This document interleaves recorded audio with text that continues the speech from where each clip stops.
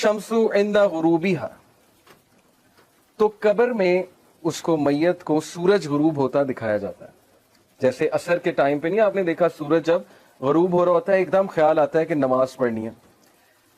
फयजलिसु यमसहु आइनैहि, तो वो अपनी आंखें मलता है, जैसे हम सोकर उठते हैं ना अपनी आंखें मलते हैं, तो वो अपनी आंखें मलता है और देखता है कि सूरज गुरूब हो रहा है। वयक़ूल, तो वो कहता है दाऊनी उसल्ली, कि मुझे नमाज पढ़ने दो, असर का वक्त जा रहा है, मुझे नमाज पढ़ने दो। तो फरिश्ते मुस्कुराकर कहते हैं कि वो टाइम खत्म हो चुका है, नमाज का टाइम अब खत्म है, अब नमाज नहीं पढ़नी, अब हिसाब किताब होगा। तो स्कॉलर्स ये हदीस कोट करके ये कहते हैं कि देखें दिस शोज कि उस बंदे की प्रेफरेंस क्या थी, उसकी फिक्र क्या थी जब वो दुनिया में था। सूरज गुरूब होते ही उसे पहला ख्याल ये आया है कि मेरी नमाज ना रह जाए, कहीं असर की नमाज ना रह जाए तो मैं असर की नमाज पढ़ लूं, उसके बाद बातचीत करते हैं। यानी उसका कॉन्शियस अभी तक नमाज के अंदर है। और ये चीज बहुत से मेडिकल डॉक्टर्स बताते हैं। मैं एक लेक्चर सुन रहा था एक स्कॉलर का, उन्होंने बड़ी जबरदस्त बात की। उन्होंने कहा कि मैंने बहुत से डॉक्टर्स को लेक्चर्स दिए हैं, डॉक्टर्स मेरी महफिल में आते हैं, तो डॉक्टर्स ने मुझे खुद बताया है कि जो लास्ट कॉन्शियसनेस में बंदे की चीज होती है ना, जो उसने सबसे ज्यादा दुनिया में की होती है, डेथ के टाइम पे वही चीज निकलती है। और वल्लाही उसने खुद बताया, डॉक्टर्स ने खुद बताया कि कुछ जो मरीज होते हैं वो गाने गा रहे होते हैं, यानी at the time of death गानों के लिरिक्स निकल रहे होते हैं।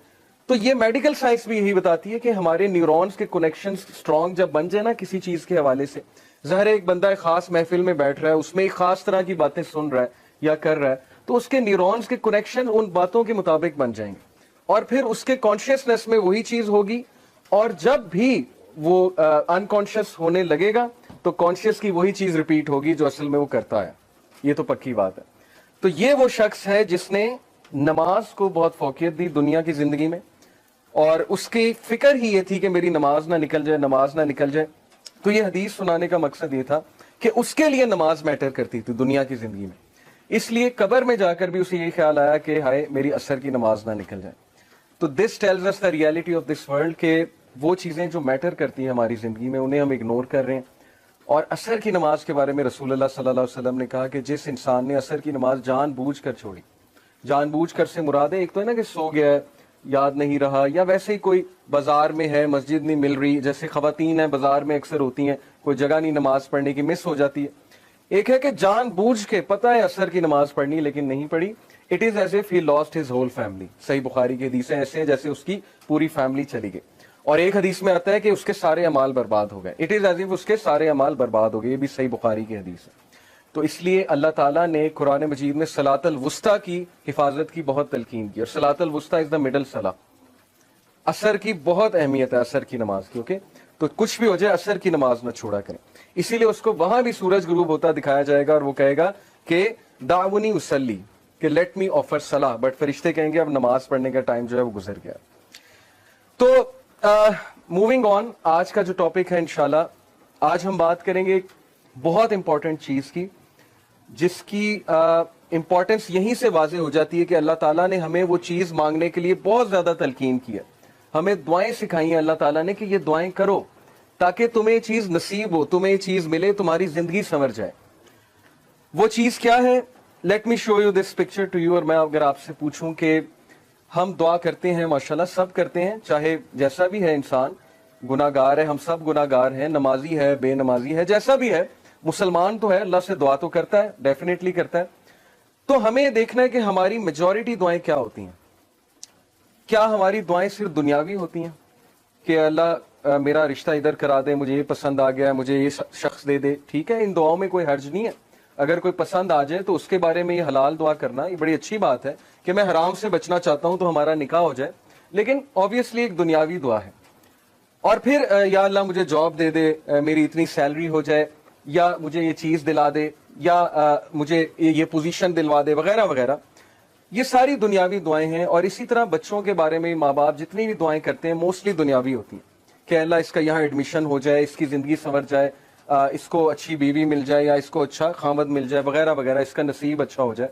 हर्ज कोई नहीं है, मैं ये नहीं कह रहा कि ये दुआएं गलत हैं, बिल्कुल करनी चाहिए, लेकिन कितने % हमारी दुआओं का हिस्सा इस बारे में होता है कि या अल्लाह मुझे हिदायत दे दे, या अल्लाह कल मुझे मौत आए तो सजदे में आए, या अल्लाह कल मुझे मौत आए तो हिदायत पे मौत आए, یا اللہ مجھے نبی صلی اللہ علیہ وسلم کی کمپنی نصیب فرما جنت میں، یا اللہ میں موسیٰ علیہ السلام سے ملنا چاہتا ہوں تو مجھے ان کی کمپنی نصیب فرما، یا کسی صحابی کے گھر کے قریب مجھے گھر دے جنت میں.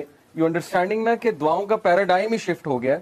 دنیاوی تو ہیں ہی، لیکن وہ دعائیں جو ایکچولی میٹر کرتی ہیں، جیسے ابراہیم علیہ السلام کی آپ دعا چیک کریں اور ان کا ویژن چیک کریں. کیا مانگا اللہ سے کہ ربی جعلنی مقیم الصلاۃ ومن ذریتی ربنا وتقبل دعا ربنا اغفر لی ولوالدی وللمؤمنین یوم یقوم الحساب، کہ اے میرے رب میری اولاد کو نماز پر مقیم رکھی. یعنی اپنے لیے بھی دعا کی، اولاد کے لیے، اور اولاد سے مراد پتہ نہیں پشتوں کی پشتیں ہیں کہ میری پشتوں میں سے بے نمازی کوئی نہ آئے. ویژن چیک کریں. ہم تو مانگتے ہیں نا بچے کے لیے جاب مانگتے ہیں، ٹھیک ہے اچھی بات ہے، بچہ جاب پہ لگے، بہت اچھی یونیورسٹی میں جائے، پڑھے، لیکن اتنی دعا، یہ دعا کتنے لوگ کرتے ہیں کہ اللہ میری اولاد اور میری پشتوں میں سے بے نمازی کوئی نہ آئے. نمازی بنانا سب کو، اپنا فرما بردار بنانا، عبادت گزار بنانا. ربی جعلنی مقیم الصلاۃ ومن ذریتی ربنا وتقبل دعا، اے میرے رب میری دعا قبول فرمانا. ربنا اغفر لی ولوالدی وللمؤمنین، اے میرے رب مجھے معاف کرنا، میرے والدین کو معاف کرنا، اور مومنین کو جو آنے والے ان کو معاف کرنا. یوم یقوم الحساب، اور اس دن ہمارا حساب آسان لینا. دس از ویژن. یہ ہوتی ہے لیڈرشپ، اور یہ ہوتا ہے ایک لیڈر کی دعا کہ کتنے ویژن کے ساتھ کتنی براڈ دعا کر رہے ہیں. اسی طرح نبی صلی اللہ علیہ وسلم کی فیوریٹ دعا آپ کو پتہ ہے کیا تھی؟ ربنا آتنا فی الدنیا حسنۃ وفی الآخرۃ حسنۃ وقنا عذاب النار. Very comprehensive. حضرت عائشہ کہتی ہیں اللہ کے نبی کی فیوریٹ دعا تھی، اور یہ اتنی کمپریہنسو ہے کہ اس میں ہر چیز آ جاتی کہ Allah give me the best of both worlds. ادھر جو بھی آپ دیں گے وہ بیسٹ دیجیے گا، اور میری آخرت کے لیے بھی اچھا اور آخرت میں بھی بیسٹ دیجیے گا. تو دعاؤں کا نا تھوڑا سا پیراڈائم شفٹ کیجیے. اصحاب کہف کی دعا، ربنا آتنا من لدنک رحمۃ وہیئ لنا من امرنا رشدا، اے ہمارے رب ہمیں گائیڈ کر سیدھے راستے پہ، اور ہمیں ہدایت میں انکریز کر، اور ہمیں راستہ دکھا، اور ہمیں ثابت قدم کر دے. اس میں سب کچھ آتا ہے اس دعا میں. تو جب بھی آپ کے معاملات آپ کے ہاتھ سے نکل رہے ہو نا، آپ کو سمجھ نہ آ رہی ہو میں کیا کروں، میں کہاں جاؤں، مجھے کوئی پاتھ سمجھ نہیں آ رہا ہے، مجھے کوئی وے آؤٹ سمجھ نہیں آ رہا ہے، تو دس از دی دعا کہ O our Lord show us the way and guide us on that way and make us steadfast on that way. تو اصحاب کہف کی دعا ہے.